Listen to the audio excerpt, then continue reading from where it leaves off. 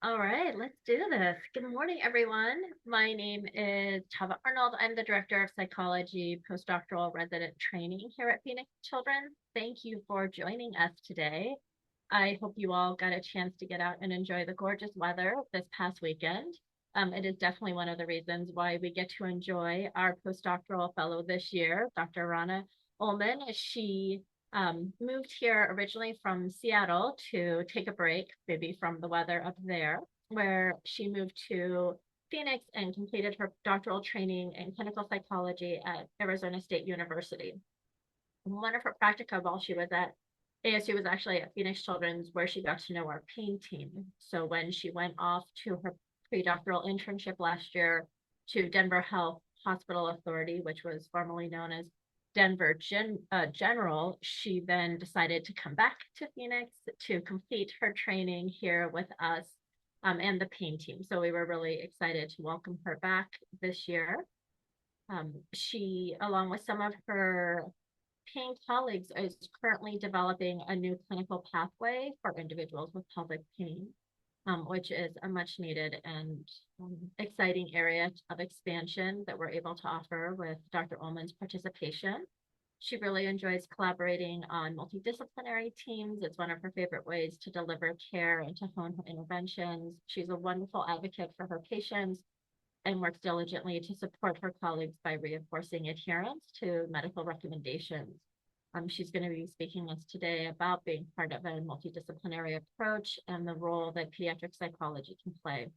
I hope you can join me in welcoming Rana today to our grand rounds for her first presentation, and I know that you will all enjoy her presentation. Take it away, Dr. Uhlman. Thank you for that lovely introduction. And thank you all for having me here today. This is an area of practice, working on multidisciplinary teams, but also working with pediatric chronic pain that is really near and dear to my heart. And I've enjoyed seeing how the institution that we're in has really facilitated what we now know is best practice for our patients and their families. So, the learning objectives for today are for at the conclusion of the presentation, you should be able to demonstrate foundational knowledge of the evidence-based psychological approaches that we use to improve functioning in chronic pain, and to be able to identify appropriate referrals for multidisciplinary management of pain. And not only just the who, but also the what and the how. It's important that we start by defining pain. This has been an increasing focus and topic over, I'd say, the last decade, including some people describing pain as the fifth vital sign, and there being a lot more attention given to it in medical training, but also in the conversations that we have bedside with patients or in our outpatient clinics. The International Association for the Study of Pain updated their official definition in 2020, stating that it is an unpleasant sensory and emotional experience associated with or resembling that associated with actual or potential tissue damage. Now, this change to the definition included some important aspects that lend themselves well to understanding why psychology can be helpful in managing pain. That it is not just simply this biological process, but also this emotional evaluation of the experience and the cognitive evaluation of potential for threat that may map on or may be different from the organic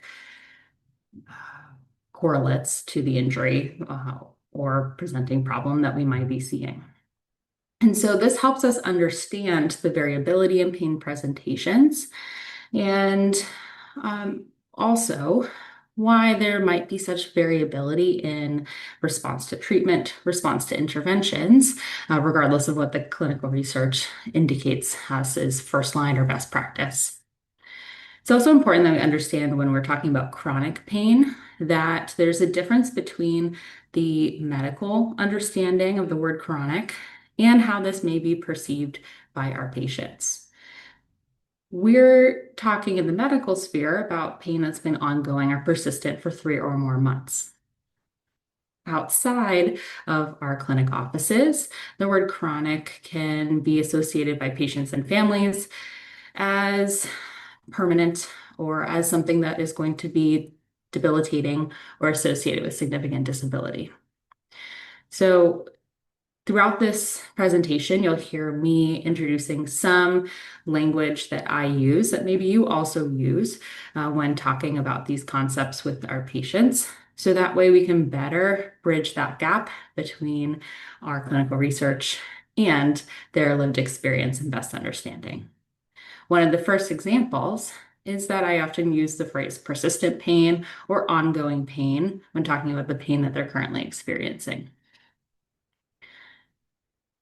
And this is an area with lots of need for intervention, as research has indicated that as many as 1 in 4 youth will experience an episode of chronic pain before the age of 18. Now, that may not mean that all of those youth are experiencing that pain as they cross into adulthood, but simply that there is a period of 3 or more months throughout their childhood where they're bothered by persistent or ongoing symptoms. And this occurring across the developmental spectrum is important to note because in addition to the distress, discomfort associated with the pain itself, associated impairments to spending time with friends, attending school, can get in the way of achieving these developmental milestones, developing these developmental competencies that may build vulnerability for later impacts to other areas of these patients' lives. And so the model pictured is our biopsychosocial model. Is hopefully not new to you and is our primary theoretical approach to understanding and treating chronic pain. Going to briefly go through each of these areas, but want to highlight the double-headed arrows between each area, as in some situations, it could be more appropriate to present this as a Venn diagram with the overlap, as oftentimes factors may be both biological and social or environmental, such as in the case of epigenetics, biological and psychological, such as in the case of sleep, or social, environmental, and psychological, such as the interactions between our social relationships and our self-perception. All of these factors add together to impact the presentation that we're seeing: pain intensity, pain experience, and the associated functional level. And what is not reflected in this particular model is that these same center factors of pain intensity, experience, and associated functional level also have an outward impact in how the patient shows up psychologically, how they engage with their social and environment, and the ways in which they may engage in health behaviors that could promote or exacerbate certain biological factors. Within the biological sphere, we not only have the organic injury or inflammation, there's also the role of genetic predisposition acted upon by epigenetics. Promotive factors such as exercise versus risk factors such as intense psychological stress or fear can act upon these predispositions and impact the other spheres of functioning. We also see this with neuroplasticity and the way that the brain learns and changes its structures in response to ongoing stress may reflect a quote unquote dark side of neuroplasticity, in which the brain is attempting to adapt to a more hostile or fear-based environment and may inadvertently reinforce long-term functioning deficits in order to promote short-term comfort. We also see this difference in pain processing shifting from nociception, the sensitivity, responsiveness to nerve stimuli, to that of more emotional circuit activation up in the brain. And changes in endocrine factors with increased stress, activation of the HPA axis, having impact on levels of cortisol and adrenaline, how that can impact, in turn, muscle tension and perceived pain experience, as well as decreasing the patient's resources to engage in directive, calm, planned activities that may promote that more long-term functioning.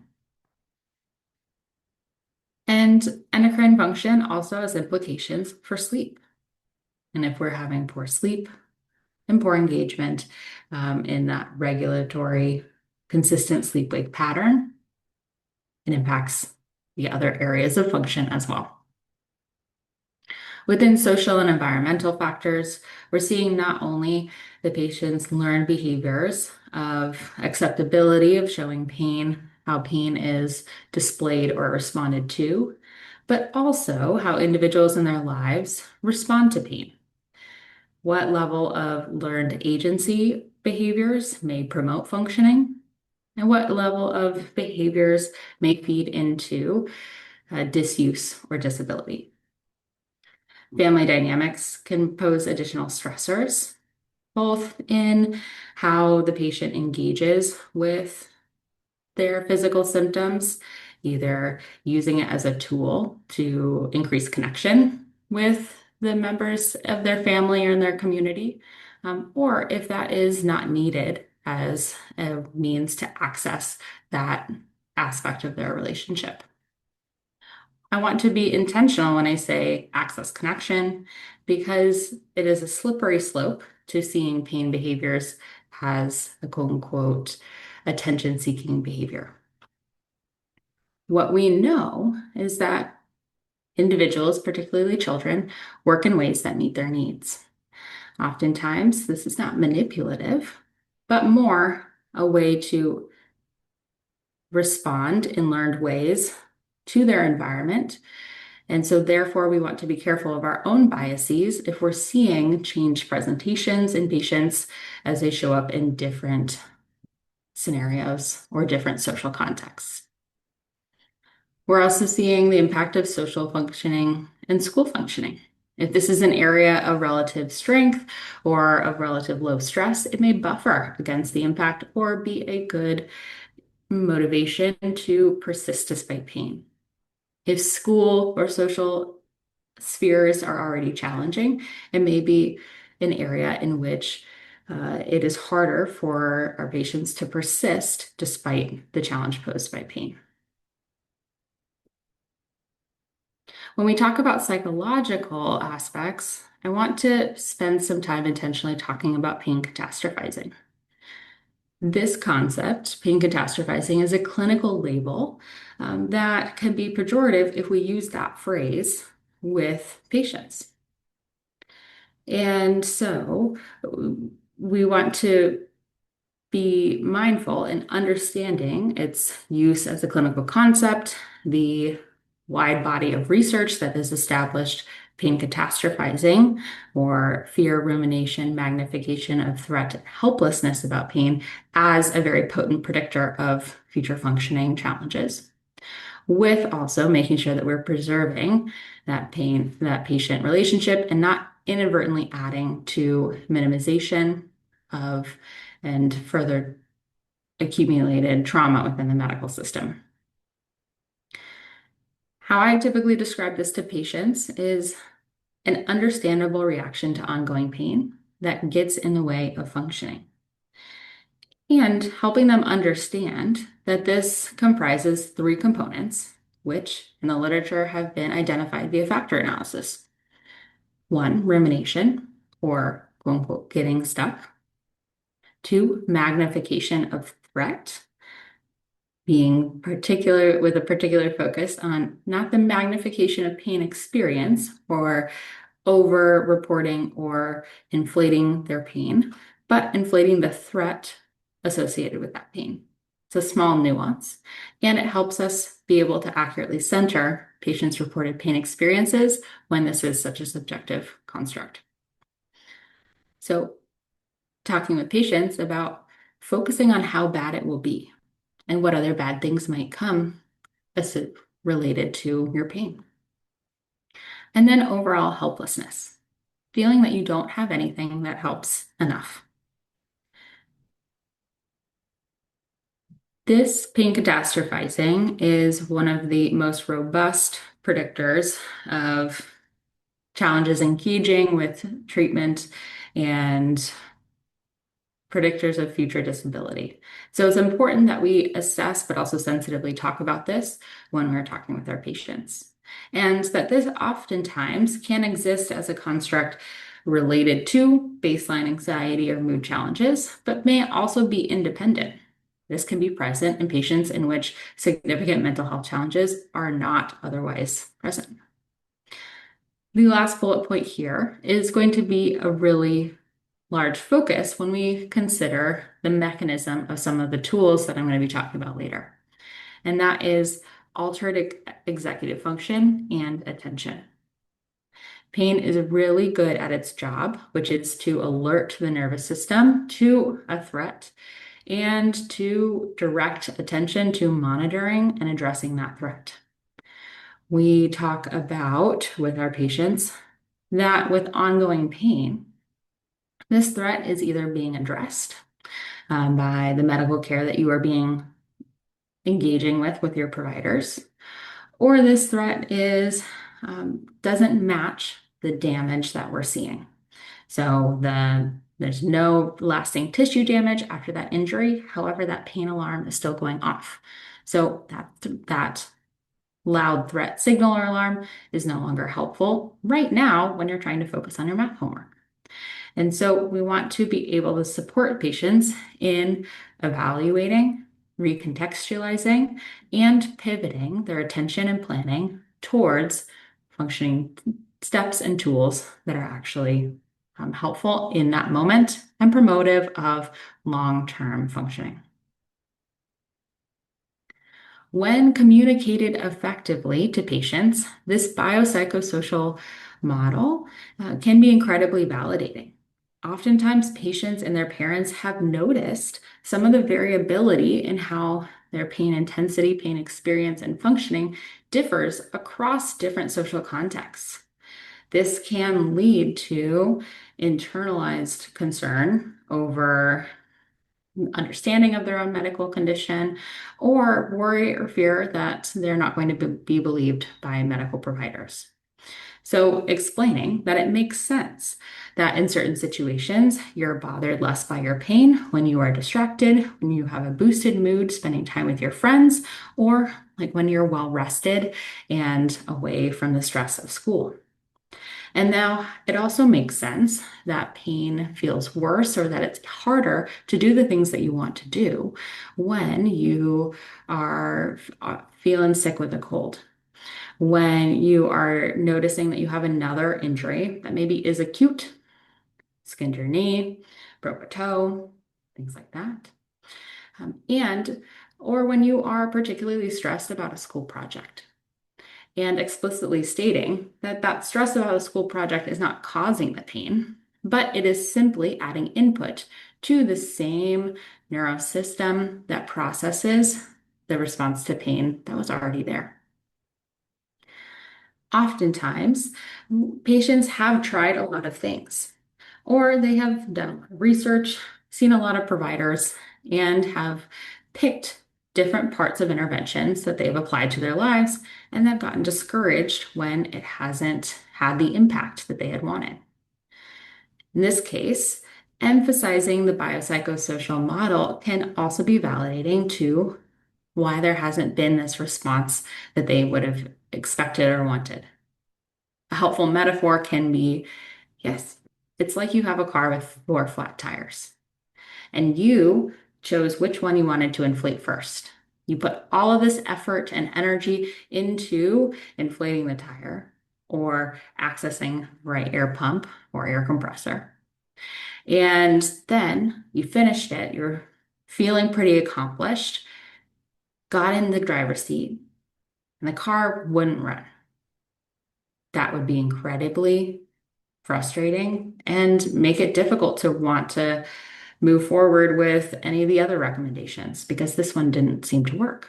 However, it's only because we didn't look at it in context of these other factors. That effort inflating that one tire was not wasted, but we need to make sure that we're inflating all the tires so that way we get the desired response. Working on multiple areas of the biopsychosocial together to target functioning.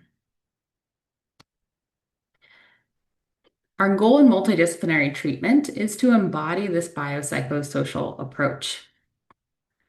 We have the roles of the medical team, as which is oftentimes the best area understood by patients, which providing medication, understanding of neuro and biochemistry processes, and also having the potential to provide additional interventions or procedures to address pain. We also have physical and occupational therapy. Oftentimes, patients have had experience with this previously as well, with whether that is targeted to this ongoing pain or related to something else. We focus, those providers in physical and occupational therapy focus on movement, function, pacing appropriately activities so as to not overuse muscles, exacerbate additional injuries and sensitivities, and may focus on resetting some of the ways in which patients use their bodies so as to better and more sustainably engage in their activities. With psychology, our role in pediatric psychology is a little different than that of a general child psychologist out in the community, as we work in the intersection of their emotional and physical well-being. We're able to use our background in training and child development and learning and behavior change and apply this to the management of our patients' health conditions. And a part of this is supporting patient in understanding their medical condition, as well as the role and value add of the different interventions and the timelines in which they could expect to see some of these changes, such as supporting them with that car analogy. The important nuance is being able to stay within my scope of practice and refer patients back to their other provider team members so as they can hear a more psychoeducational, digestible explanation and have additional concerns and follow up with their medical care from the appropriate source. Our role through various therapy modalities are to build skills to address these different biopsychosocial factors and use tools to support sustainable behavior change. We use a biopsychosocial approach to assessment in order to better personalize this treatment planning and embody this theoretical approach. Here at Phoenix Children's, whether it is in shared multidisciplinary intake appointments or new patient appointments, we have a clinical interview with patients and caregivers. We also assess a battery of self and proxy reports on objective standardized measures. And these methods are consistent with that other pain psychology providers are using nationally. As of current, our battery includes understanding functional disability and pain interference, sleep and fatigue, peer and family supports, mental health symptoms, pain catastrophizing, and then importantly, some parent factors, such as parents' level of accommodation to their child's pain, ranging from everything from I give my child something to eat or drink, or give my child some medicine when they report that they're in pain, all the way up to I stay home from work, or I keep my child in the house, or I let my child stay home from school, or sleep in a special place when they are in pain. And understanding the parent factors that drive these accommodating reactions, such as their own catastrophizing about their child's pain. What is the meaning that they're putting behind the experiences that their child is having, not only for their child's safety, but also for their own competence as a parent, as there's already not a handbook for parenting, but there's particularly not an established path for parents of children with ongoing pain. And both for children and parents, this can be an incredibly isolating experience where they're doing the best that they can to support their child's comfort in the way that they know how. Separate, in our clinical interview, we assess academics, social stressors, and broader life stressors, as well as the patient's strengths. So now let's think about how we can apply this rationale understanding to the actual tools that we work with patients and their parents and caregivers in developing. The first, most corner step is psychoeducation. There's a lot of established research simply on interventions centering pain education or pain neuroscience education, but we want to support and parents and their children in understanding that they can reinterpret this pain signal as the pain process has changed with the conversion from acute short-term to chronic or ongoing pain. As I've mentioned before, wanting to have them understand that this hurt that they're experiencing does not always equal harm is going to be a great foundation in order to build buy-in for these other steps. If our patients believe that there is underlying medical processes that are insidious or that they are being dismissed by their providers and they don't understand the mechanism in which these interventions are supposed to be helpful, then there's an opportunity, unfortunately, for them to disengage with treatment, for them to receive or be physically present in visits where we discuss interventions and yet not have the follow through necessary to bring this and have them experience success, thus contributing to even more interventions that they feel have not worked for them. It's helpful for patients to identify the individual biopsychosocial factors or their personal model that impacts how their pain presents across situations and across time. In particular, we're wanting to focus on modifiable individual factors within pain psychology with their understanding of their medical condition, the role of their attention or distraction, mood, fear, or anxiety, and planning, that they have tools and skills that they can engage in to respond to their pain. The literature suggests that dosage effects are present and that the greater duration of pain education is correlated with greater reductions in pain catastrophizing and later functioning improvements. All in all, we want to shift patients' expectations from a resolution of pain to a functioning approach, as that opens the door for patients to build the self-efficacy or confidence needed to function despite their pain, as we have more control over the response that they have than the objective outcome of what their pain intensity is. Ways that I discuss this with patients of varying developmental levels can include building the confidence to do the things that you want to do without pain getting in the way, to be the boss of your body instead of your body or your pain telling you what you can and can't do, or being able to work smarter with your body instead of working harder or against your body. As we see, oftentimes there are patients that are sensitive to the threat posed by their pain and restrict their movement, disengage from activities. We also might have patients that are threatened by the loss of the life that they might have if they quote unquote give in to pain. And so they are persisting and maybe causing pain exacerbations or flares by ignoring body signals to their detriment, swinging too far the other way. The next area is relaxation skills training. Building an active relaxation skill set is important compared to active rest. Patients, as we all are very good at knowing what we like to do in our downtime and in our chill time. And this is a effective tool if we think about distraction and shifting attention.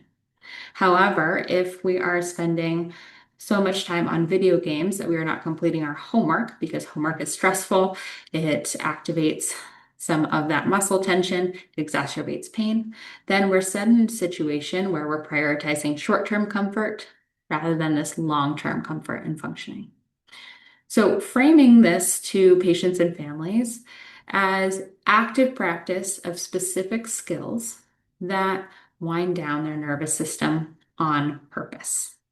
And this builds across some helpful psychoeducation about the role of the autonomic nervous system, how fight, flight, freeze, and this activation of sympathetic responses versus relaxation, digestion, or rest and digest with more of these wind down processes and helping patients feel that they have tools to quote unquote pull the manual override when their body is winding up into fight, flight, or freeze. A key piece of this is switching patients from this crisis use at the height of their pain flares to more proactive use. I think from the time that we are in kindergarten all the way up to where we currently sit, we're very used to the refrain of, oh, yep, you're frustrated. Okay, take a couple deep breaths. Or, oh, this feels overwhelming. Take a couple of deep breaths. And depending on our other biopsychosocial factors, that may succeed in dropping us down that fight or flight to relaxation digestion enough for us to bring planning and executive function back online. However, oftentimes for our patients with higher catastrophizing, those 3 or 4 deep breaths are not going to do anything. Or it drops them 1%. And when they are wanting, 20% to 100% relief from their experience.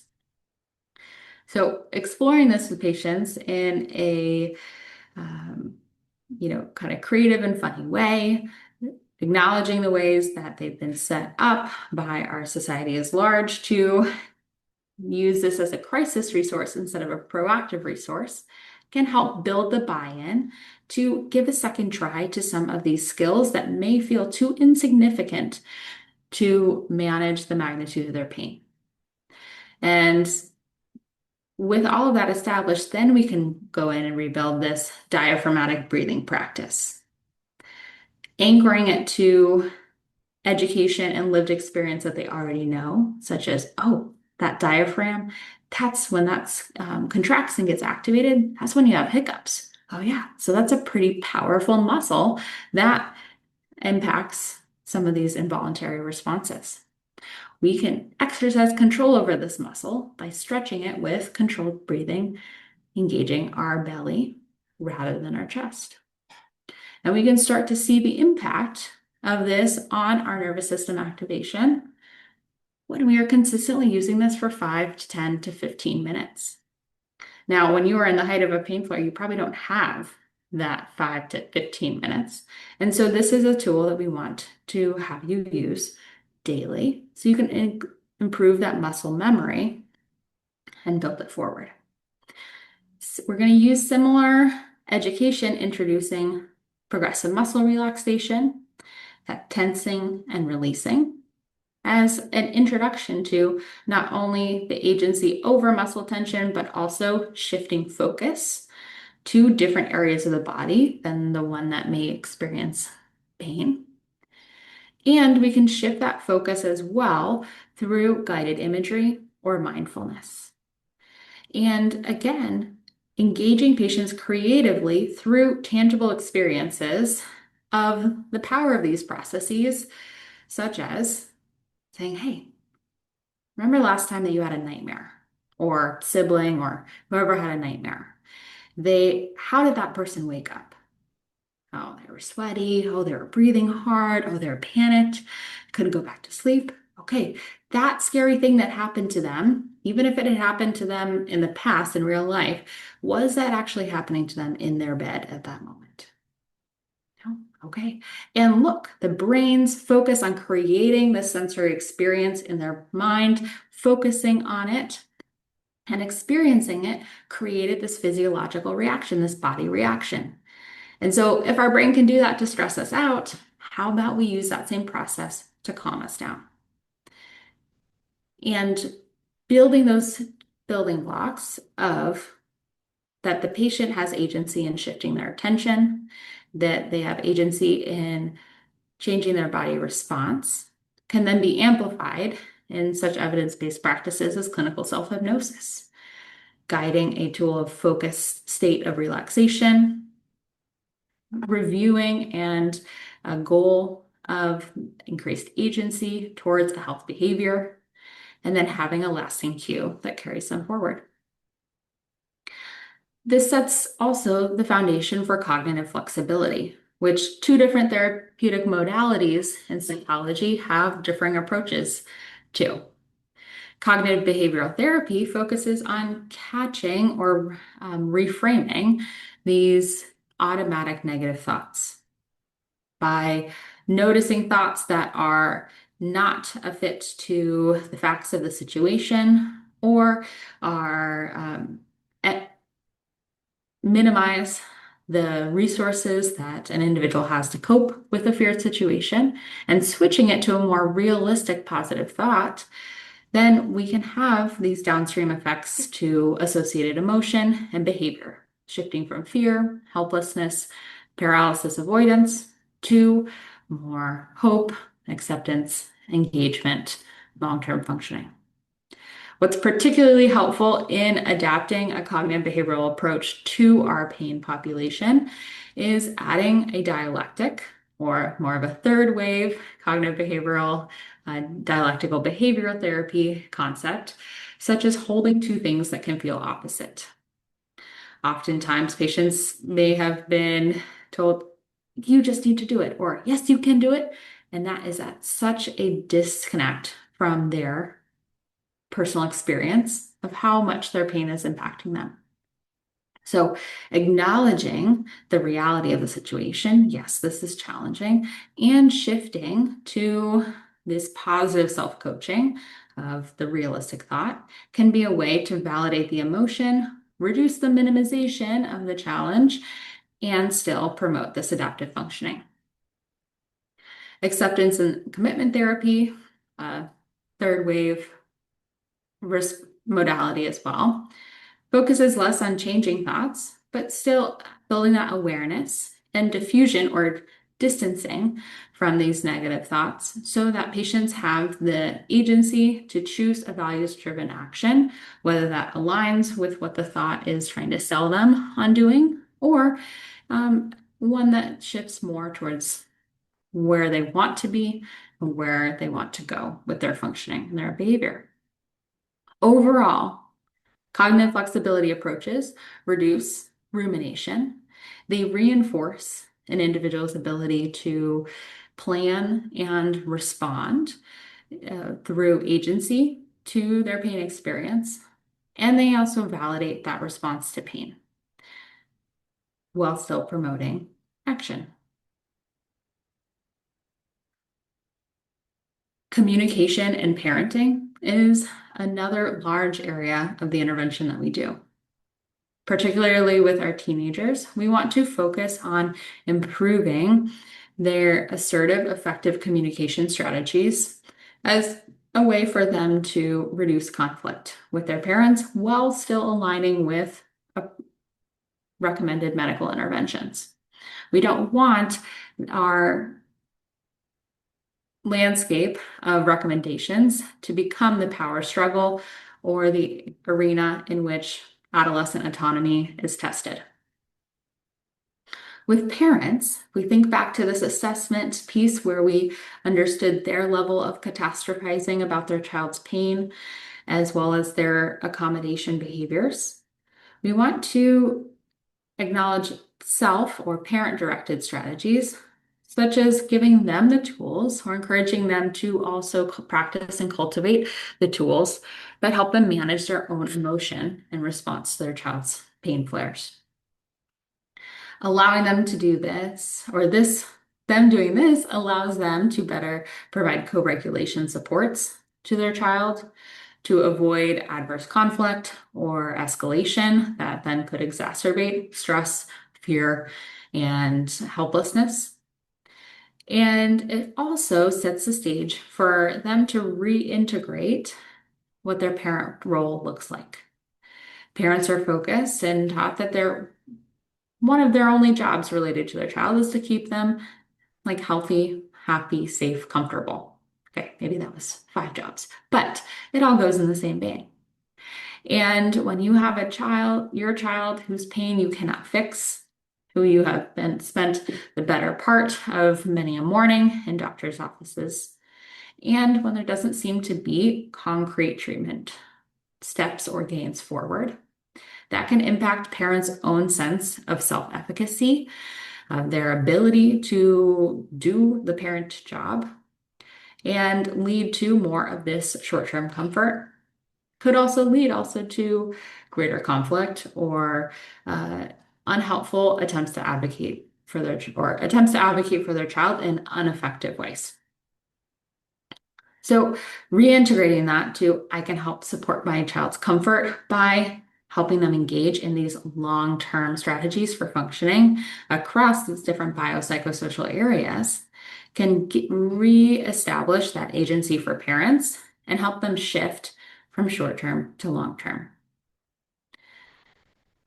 This allows them then to reduce the over-accommodation without having to have the associated increase of guilt. If I expect my child who's in pain to go to school, how can I recontextualize that as me supporting their long-term functioning rather than me being a terrible parent? And their confidence in being able to do this will allow them to uphold functioning expectations, follow through on behavior plans, and also help them reduce the amount that they are checking in or talking about their child's pain.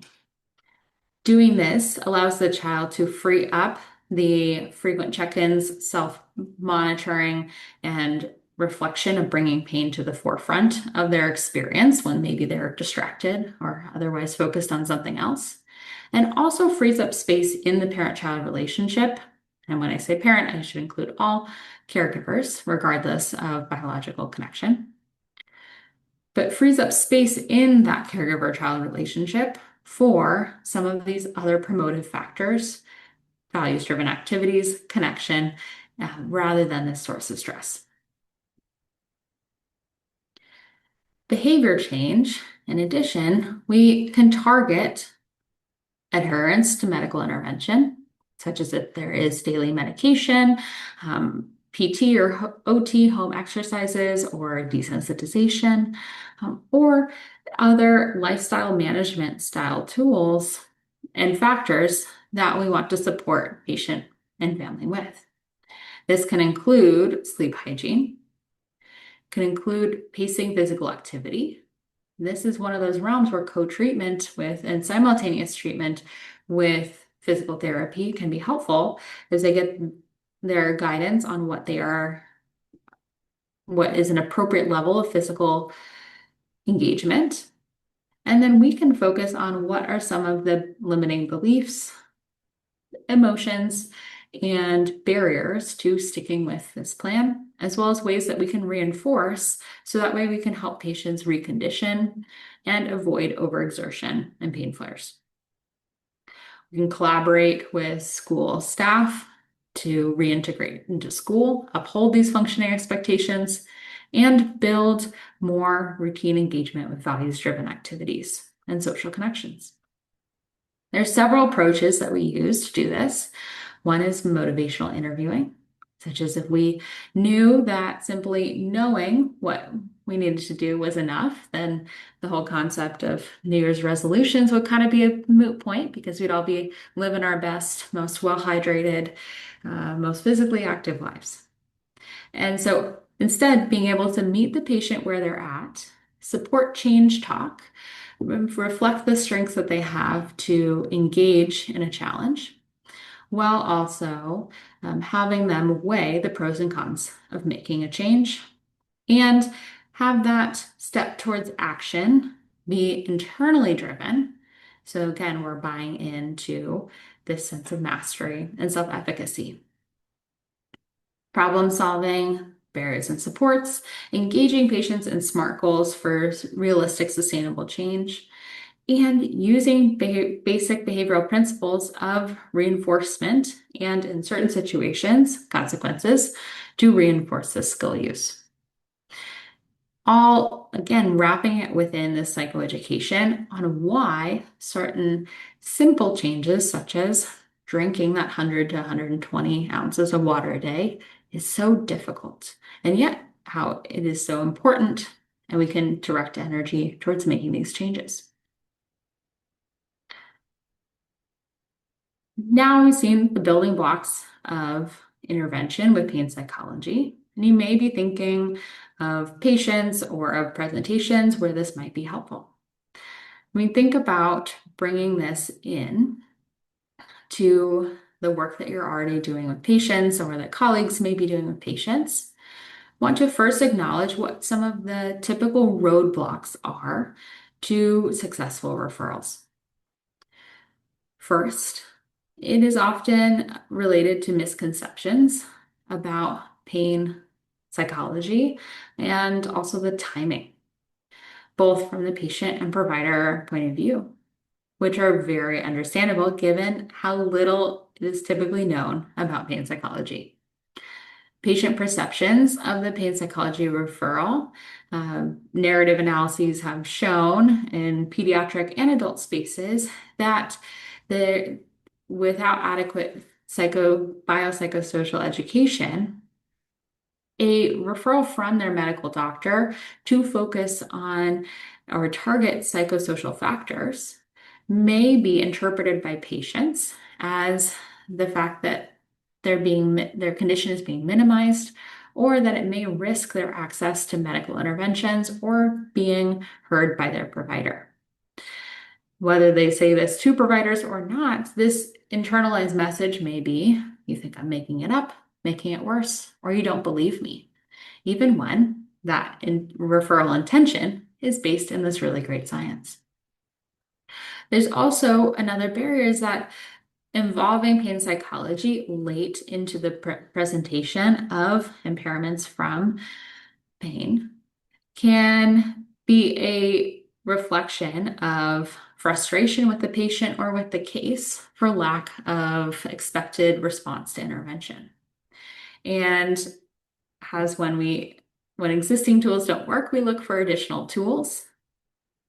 In that situation, pain psychology may very well be helpful and successful, and yet that timing may reinforce this patient perception of psychology referral. In order to address these roadblocks, we have both best case and next best cases. One, wanting to support joint initial assessments, in which psychology is in the room or in the rotation of providers that meets a patient for the first time, such as in headache clinic with neurology, for example. This signals that psychology is a multidisciplinary team member. It also reflects universal screening to patients, so they are not feeling singled out by this referral. They also have opportunities to access helpful psychoeducation and put a face to the name of pain psychology. The next best case, since there's limited pain psychology providers and also not always the opportunity for joint intakes, is an early introduction of the biopsychosocial model discussing pain and the availability of pain psychology. Notice here, we're not talking about referring every single patient to pain psychology, but simply making them aware of the role that these factors can play in presentation maintenance of their conditions. This can reduce stigma and can prime later intervention should it be more indicated due to lack of response to first-line treatments. When identifying who would be appropriate for these referrals, get to conceptualize patients within this biopsychosocial approach, understanding who has impacted functioning significantly across multiple areas, who has elevated distress about their pain, or a caregiver who has elevated distress and unhelpful strategies of managing that, challenges with behavior change and treatment adherence, and sleep challenges or significant fatigue. These four criteria are not required to be present in all of our patients, but simply more of those signs in which these intervention approaches may be beneficial. It is particularly effective for translation of referral to ongoing care when pain or impacted functioning is the primary complaint, when patient and families express openness to psychology, and their readiness to take an active role in their recovery. And guiding this conversation can also feel intimidating, and a rough roadmap is as follows, as outlined in Shemer in 2024.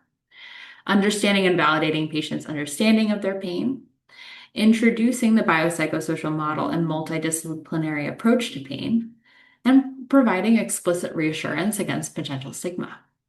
I introduce this because it is what the science tells us is best practice to address you as a whole person in all aspects of your lives.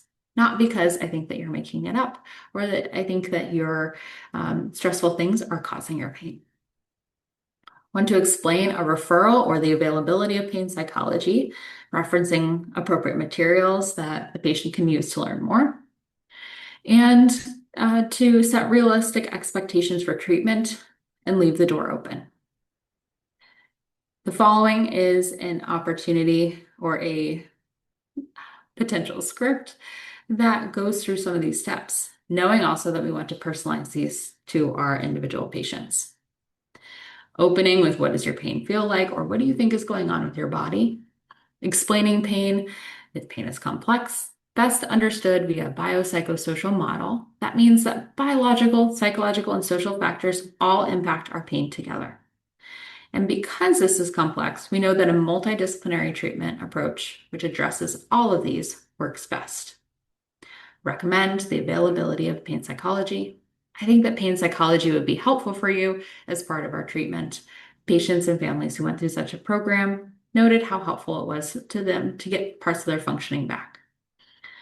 However, it's important to understand that this is not a quick fix. We want more of a long-term approach to build sustainability.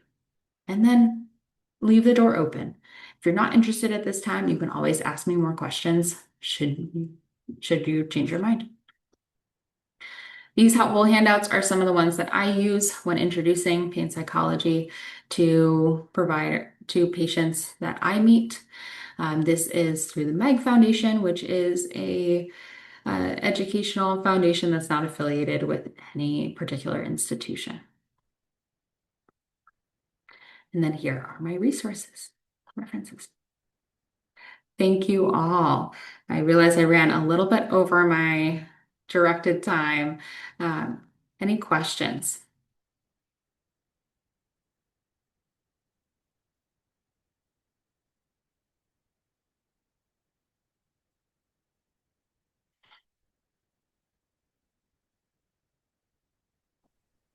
Oh, I did that good of a job, huh?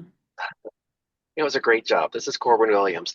I'm Mhm. just curious. Mhm. I've been going through my own little pain syndrome right now, and it's interesting how I think as a provider, it's easy to say biopsychosocial model and this is not hurting, but I will just share, when you're in the throes of pain, all you can think of is how to make it stop. So I'm just curious as to how that buy-in actually works in reality.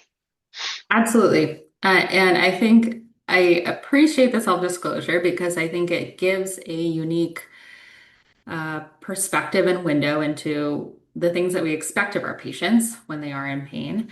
And that brings that clinical empathy back. I found the best way to do this is really just radical honesty of acknowledging how challenging it is to think about anything other than your pain, acknowledging where those priorities are, and also being realistic about the timeline and effectiveness of our interventions. Um, what can be the biggest roadblock to continued engagement is feeling like they said that this would help and then it didn't. So therefore, I'm going to write off the broad spectrum versus when I'm introducing some of these relaxation skills, for example, saying this is not going to fix your pain.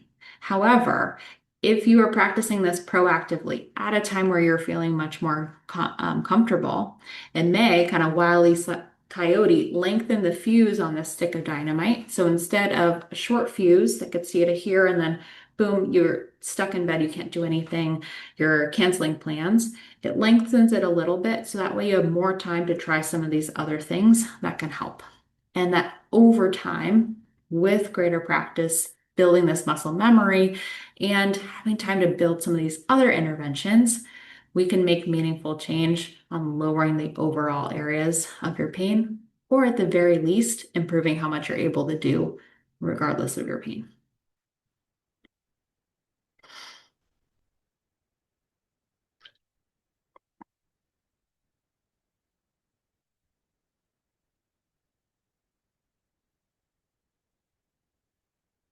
Thank you. I think I want to drop in the chat let me see if I can paste this link to the Meg Foundation. It's helpful also for me to read these resources to learn different ways that patient and family-driven language is used, so that way I can adopt some of it in my explanations as well.